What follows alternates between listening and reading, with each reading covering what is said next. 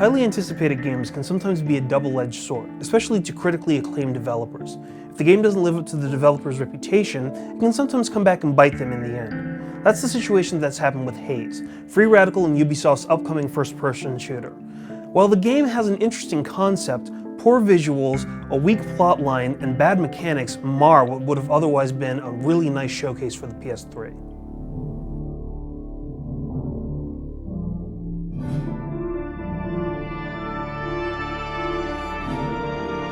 My name is Shane Carpenter.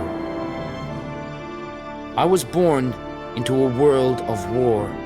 Haze is the story of Shane Carpenter, a young Mantle soldier that's dispatched along with the rest of his squad to the Boa region of South America.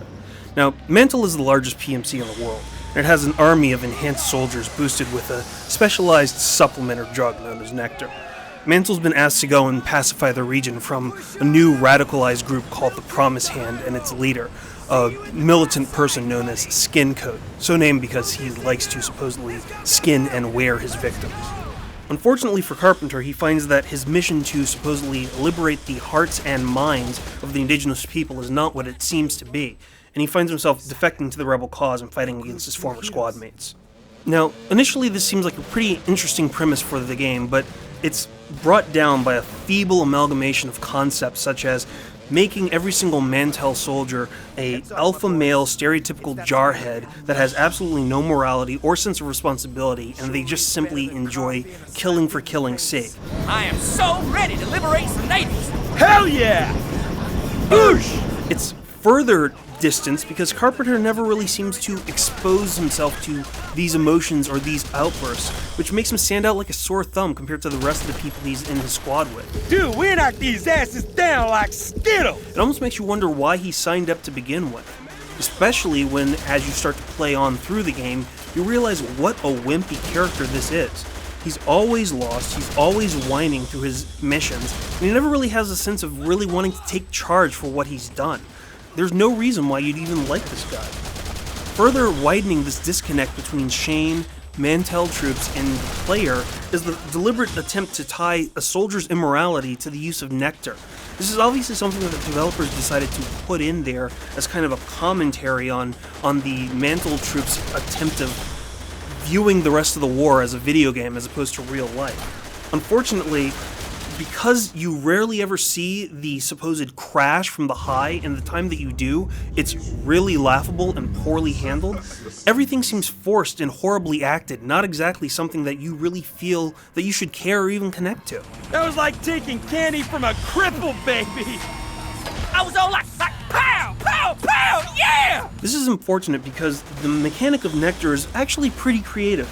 It heightens Shane's senses and it makes enemies stand out because of their silhouettes that pop off from any kind of cover or any foliage that they happen to be hiding behind. Unfortunately, for all of that, the Nectar mechanic is somewhat flawed. It makes the game really easy, and unfortunately the boost that you constantly get whenever you kill somebody just extends that feeling, making the gameplay levels really simple to do, even on higher difficulty levels. The other problem is that as soon as you start to get used to the Nectar feeling, it's over and it's gone, and you don't really get that sense back because you're now on the rebel side and you don't use it to inject yourself. In fact, you use it more as a tactic or a weapon. The bigger problem with that being that you don't really get this overall sense of fear because you're a rebel and they're Mantle. They're supposed to be superhuman and superpowered, and yet they're really, really stupid. They don't use the abilities, they don't use the attacks, and so it kind of comes off as a really, really gimmicky mechanic. While the single player has a lot of gimmicks that don't really work, the multiplayer actually works rather well. Not only can you play the game with 4-player co-op or even 2-player split screen, but you can also take advantage of 3 of the multiplayer modes: Deathmatch, Team Deathmatch, or Team Assault. Deathmatch and Team Deathmatch allow you to put in bots if you don't happen to have enough players and you really want a challenge, but Team Assault is different because it gives you different objectives for either side which you have to either take care of or defend to succeed. While the technical aspects of multiplayer are quite nice, the visual aspects of Haze aren't.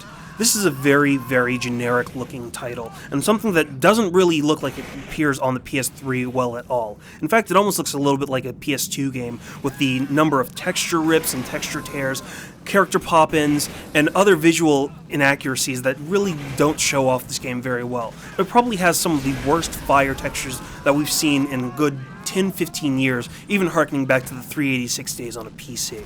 Unfortunately, Haze is one of those games that was pretty creative on concept, but very, very weak in execution. Poor gameplay, weak visuals, and an unsatisfying storyline in multiple directions all led up to a title that probably should have been put back on the shelf a long time before it was decided to be released. You feeling righteous today, boys? Sir, yes, sir! Boosh!